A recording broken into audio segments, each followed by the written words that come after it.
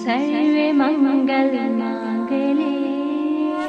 शिवे सर्वार्थ साधिके शरणे त्र्यंबके गौरी नारायणी नमस्तुते।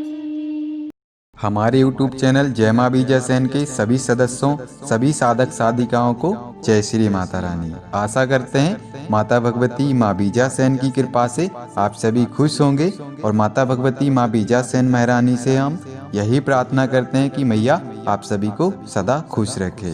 तो आइए आज हम आप सभी को ओरा के विषय में जानकारी देने वाले हैं। अगर किसी साधक का ओरा मजबूत नहीं होता है तो उस साधक के साथ क्या क्या दिक्कतें, क्या क्या सिचुएशन घटित होती है, तो आज हम आप सभी को इस विषय पर भी बताएंगे। तो आइए सबसे पहले हम इसी विषय पर बताते हैं आप सभी को कि जिस साधक का ओरा मजबूत नहीं होता है तो ऐसे साधकों के साथ क्या क्या स्थितियां घटित होती हैं। तो ऐसे साधकों का कॉन्फिडेंस बिल्कुल लो रहता है, उनका जो मानसिक संतुलन रहता है वो बिल्कुल विचलित रहता है और उनका जो आत्मविश्वास होता है वो बिल्कुल कमजोर होता है, क्योंकि जो उनका ओरा होता है, उनका जो बाह्य आवरण होता है वो बिल्कुल सुसुप्त होता है, शून्य अवस्था में होता है, जिससे वो अपने आंतरिक तरीके से कमजोर ही रहते हैं। क्योंकि उनका जो बाह्य तत्व है वो ही कमजोर है तो वो अपने अंदर कैसे मजबूत रहेंगे। कहने का तात्पर्य हमारा ये है कि जैसे आपकी घर की दीवारें मजबूत नहीं होंगी तो आप अपने घर के अंदर सुरक्षित कैसे रहेंगे।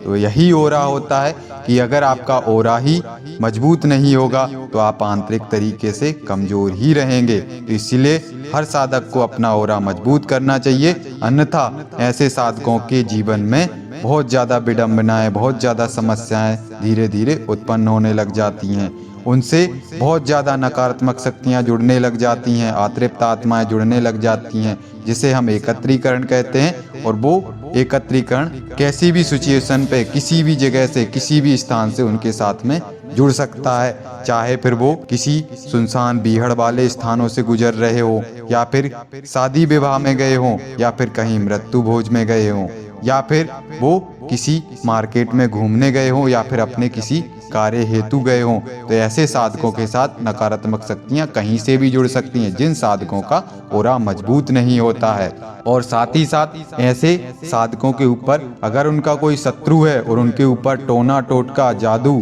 तंत्र प्रयोग, किसी भी तरीके का प्रयोग अगर उस साधक के ऊपर करता है तो वो प्रयोग सीधा उस साधक के ऊपर जाके हावी हो जाता है और उसको कंट्रोल में ले लेता है। कारण उसका जो ओरा होता है वो मजबूत नहीं होता है। तो इसी वजह से उस साधक को वो सारी चीजें एक झटके में कंट्रोल में ले लेती हैं। कोई भी नकारात्मक शक्ति उसके बॉडी पर कभी भी किसी भी स्थिति पे हावी हो जाती है। कारण हम आप सभी को फिर बता देते हैं कि उस साधक का जो ओरा होता है वो मजबूत नहीं होता है, जिस वजह से उस व्यक्ति के जीवन में इस तरीके की स्थितियां घटित होती हैं। तो हर साधक को अपना ओरा मजबूत अवश्य करना चाहिए अगर वो साधनात्मक क्षेत्र में आगे बढ़ना चाहता है, अपने व्यवहारिक क्षेत्र में बिना कोई रुकावट, बिना कोई समस्या के साधनात्मक क्षेत्र में जुड़कर आगे बढ़ना चाहता है। तो उसके लिए सबसे पहले उसको ओरा को मजबूत करना होगा। अन्यथा ऐसा जो साधक होता है जिसका ओरा मजबूत नहीं होता है तो वो सिर्फ भटकाव के रास्ते पर चलता है, क्योंकि वो व्यक्ति अपनी समस्याओं के समाधान हेतु अन्य अन्य प्रकार के तांत्रिकों के पास, बाबाओं के पास, ओझाओं के पास भटकने लग जाता है। और जैसा कि हम आप सभी को पिछली वीडियो में हमारी चक्रों के विषय में थी, उसमें हम आप सभी को बता चुके हैं, और ये वीडियो भी उसी तरीके से है जैसे कि उस वीडियो में हमने आप सभी को एक बात कही थी कि किसी व्यक्ति के अगर चक्रों में गड़बड़ी रहती है तो व्यक्ति के जीवन में बहुत प्रकार की समस्याएं होती हैं और वो व्यक्ति बाबाओं के पास अपनी समस्या का समाधान हेतु भटकता रहता है, लेकिन उसकी समस्या बाह्य नहीं होती अपितु आंतरिक होती है। और यही सिचुएशन ओरा में भी बनती है कि अगर किसी साधक का ओरा मजबूत नहीं होता है तो उसके जीवन में तरह तरह की स्थितियां उत्पन्न होती हैं, जो समस्याएं जिन्हें हम कहते हैं, जिस वजह से वो साधक भटकने लग जाता है, अन्य अन्य प्रकार के बाबाओं के पास, ओझाओं के पास, तांत्रिकों के पास जाने लग जाता है कि हमारे साथ ऐसी सिचुएशन हो रही, हमें यहाँ दर्द हो रहा है, हमारे जीवन में ये समस्या उत्पन्न हो रही है। और उसकी जो समस्या होती है वो बाह्य नहीं होती अपितु आंतरिक होती है, और वो अपनी समस्याओं का समाधान कहीं बाहर ढूंढ रहा होता है।